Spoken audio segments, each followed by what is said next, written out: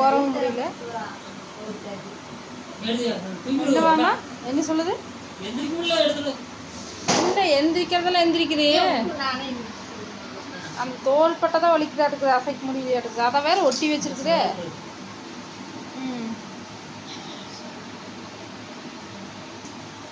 பாருங்க எப்படி உட்காந்துட்டு எடுத்துட்டு போய் ஒரு நாளைக்கு எல்லாம் போட்டு.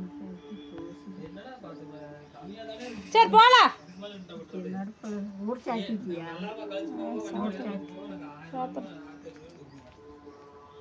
வெயில் வேறு கொடுத்தது.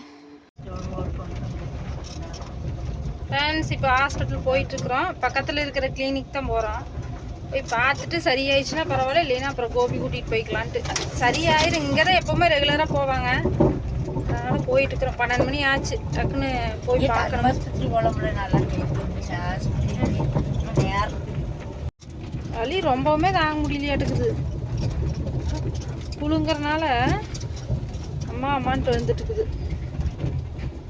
இதில் வேறு நெஞ்சு வலிக்குதுங்குது. நேற்று நானே பயந்துட்டேன்.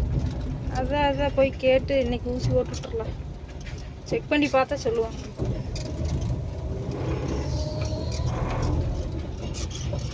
ஃப்ரெண்ட்ஸ் எங்கள் நேரம் பாருங்கள். ஹாஸ்பிட்டலில் கிளினிக்கில் டாக்டர் இல்லை, அவங்க ஈவினிங் வாங்கன்னு சொல்லிட்டாங்க. தெரியுமா ஜிஹெச் போகலாங்கிறாங்க. ஜிஹெச்லேயும் இப்போ டாக்டர் இருக்க மாட்டாங்க.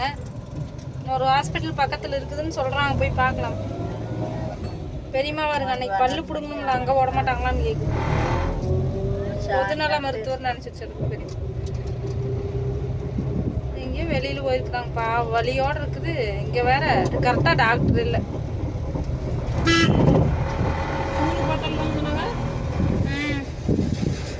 ஸ்கூல் தெரியுமா?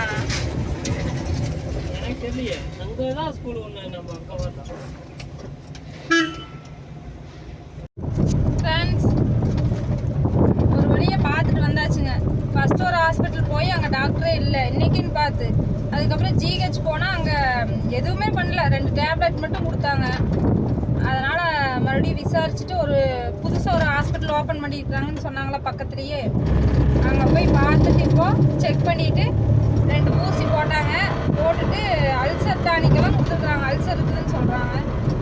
அதுக்கப்புறம் டேப்லெட் எல்லாம் கொடுத்தாங்க. வாங்கிட்டு காலையிலேருந்து சாப்பிடவே இல்லையாட்டுக்குதுங்க. அதனால் கூழ் ஒன்று குடிக்க சொல்லி குடிக்க வச்சுட்டு, காய்கறி வீட்டுக்கு எதுவும் இல்லைன்ட்டு வாங்கிட்டு வந்துட்டுருக்குறோம். இப்போ தான் வீட்டுக்கு போயிட்டுருக்கோம். நல்ல வேலை அந்த ஹாஸ்பிட்டல் கடவுள் புண்ணியத்தில் இருந்துச்சு. இப்போ தான் ஓப்பன் பண்ணி 6 மாதம் தான் ஆச்சுங்களாம்மா. எனக்கே தெரியாது. அதுலேயே தான் வரோம், ஆனால் எங்களுக்கே தெரியாது. இல்லைன்னா நேரத்துக்கு டேப்லெட் மட்டும் கொடுத்துட்டு வீட்டுக்கு போயிருப்போம். ஏன்னா கோபி போயிட்டு மறுபடியும் ரிட்டர்ன் வரக்கு லேட் ஆயிரும், குழந்தைங்க வந்துடுவாங்கன்ட்டு டேப்லெட் சாப்பிட சொல்லிட்டு வீட்டுக்கு போயிருப்போம். நல்ல வேலை அவங்க அப்பா ஃபோன் பண்ணி கேட்டதுனால, ஃப்ரெண்டு சொன்னதுனால போய் பார்த்துட்டு நல்ல முறையாக ஊசி போட்டு வந்தாச்சு. சரியாயிருன்னு சொல்லியிருக்கிறாங்க. ஒன்றும் பிரச்சனை இல்லை.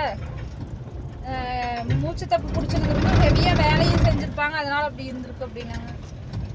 பார்த்தாச்சுங்க ஃப்ரெண்ட்ஸ், ஒன்றும் பிரச்சனை இல்லை. இப்போ கொஞ்ச நேரம் இருந்துட்டு நாங்களும் வீட்டுக்கு கிளம்பிடுவோம். கரெக்டாக இருக்கும். பெரியப்பா வேறு அங்கே காணன்னு தேடிட்டு போகிற லேட் ஆகிடுச்சு. ஃபஸ்ட்டே தெரிஞ்சிட்டு இந்த ஹாஸ்பிட்டலுக்கு போயிட்டு அப்படியே வீட்டுக்கு போயிருப்பாங்க. தெரியல, இனிமேல் பிரச்சனை இல்லை. ஓகே ஃப்ரெண்ட்ஸ், சேஃபாக தான் இருக்கிறாங்க, நல்லா இருக்கிறாங்க. ஃப்ரெண்ட்ஸ் ஒரு வழியாக வந்து பெரியம்மா வீட்டுக்கு கொண்டு போய் விட்டுட்டு வந்துட்டோம். இப்போ நார்மலாக இருக்கிறாங்க, பரவாயில்ல. இந்த ஊசி போட்டதுனால இப்போ கொஞ்சம் பரவாயில்ல, நல்லா பேசிட்டு. இப்போ தான் சிரிப்பே வந்துச்சு. வரும்போது அப்படி துளி கூட அசை கூட இல்லை, சிரிக்கவும் இல்லை. அப்படி ஒரு வலி வேதனையில் இருந்துருக்குறாங்க. ஃபோனே பண்ணல. ஏன் பெரியமா இவ்வளோ வலியோடு இருந்துருக்குற ஃபோன் பண்ணல அப்படிங்கிற, உங்களை ஏன் சிரமப்படுத்தோன்னு தான் ஃபோன் பண்ணல அப்படிங்கிற. அப்படி அவர் ஒருத்தர் வந்து வேலை செய்யணும் பெரியப்பாவுக்கு, அவர் அப்படி இருக்கிறாரு. அப்போவுமே வந்து நம்மக்கிட்ட ஏன் சொல்லணும் அப்படின்னு சொல்லிட்டு பெரியமா வழியோடையே இருந்திருக்கு. அப்படி நல்ல வேலை இன்றைக்கி எந்த கடவுள் புண்ணியமோ நானே கால் பண்ணி காலையில் நேரமாக கேட்டு வந்ததுனால இப்போ ஒரு பெரிய பாரத்தை இறக்கி வச்ச மாதிரி இருக்குதுங்க ஃப்ரெண்ட்ஸ். நார்மலாக இருந்ததுனால தான் நல்லா இருக்குது. இல்லைன்னா கவலையாகவே இருக்குது இப்போ என்ன பண்ணுறாங்களோ அப்படின்ட்டு. திடீர்னு நெஞ்சு வலின்னு வேறு நேற்று சொல்லிட்டேன். அப்படி அது ஒரு மாதிரி பேசுகிறேன். அப்படி நான் இருக்கிறக்குள்ளேயே அப்படி இப்படின்ட்டு என்னமோ மாதிரி பேசிகிட்டு இருக்கிறேன். அப்படி ஏன் பெரியப்பாவே என்ன நல்லா இருக்கிறாங்க, நீங்கள் எது இப்படி சொல்லிட்டு இருக்கிற அப்படின்னு நான் திட்டினேன். அதனால எனக்கு சங்கட்டமாக இருந்துச்சு. சரி இன்னைக்கு எப்படி இருந்தாலும் போய் ஸ்கேன் பண்ணியாவது பார்த்துடணும் அப்படின்னு சொல்லிட்டு தான் வந்தேன். பரவாயில்ல டாக்டர், அதெல்லாம் எந்த பிரச்சனையும் இல்லைங்க, மூச்சு தப்பு பிடிச்சதுனால தான் வந்து நெஞ்சு வலிக்கிற மாதிரி இருந்திருக்கும், அது சாப்பிடும்போது அப்படிங்கிற மாதிரி சொன்னார். இப்போ பரவாயில்ல, நார்மலாக இருக்கிறாங்க. இப்போ தான் சந்தோஷமாக இருக்குது ஃப்ரெண்ட்ஸ். ஏன்னா எப்போவுமே இருக்கணும்னு இருந்தால் அப்புறம் பெரிய பிரச்சனையே எச்சா அவங்களும் கஷ்டப்பட்டு நம்மளும் கஷ்டப்படணும். பெரியம்மா வந்து எங்கள் அம்மா இந்த வேலைக்கு போனதுனால ஆடு மாடு நான் மேய்க்கிறதுனால சொல்லலையாட்டிருக்குது. இல்லைன்னா முன்னாடியெல்லாம் சொல்லுவா அப்படி, ஏதாவதுன்னா சொல்லுவா அப்படி. அதெல்லாம் கால் பண்ணி இந்த டைம் வந்து ரொம்ப வேலை வீட்லேயே இருக்கிறதுனால சொல்லலை. ஓகேங்க ஃப்ரெண்ட்ஸ், நாங்கள் கிளம்புறோம். இப்போ டைம் வந்து கரெக்டாக 2 மணி ஆக போகுது. கோபி போகும்போது 2 மணி ஆயிடும். வீட்டுக்கு போனால் கரெக்டாக இருக்குது நம்ம வேலை செய்யுது. ஆனால் நிறைவாக கிளம்புறோம். கடவுள் புண்ணியத்தில் எந்த பிரச்சனையும் இல்லைன்னு சொன்னதே போதும். ஓகே, பெரியம்மாவை கேட்ட அனைவருக்கும் ரொம்ப ரொம்ப நன்றி. அடுத்த வீடியோவில் பார்க்கலாம். பாய்.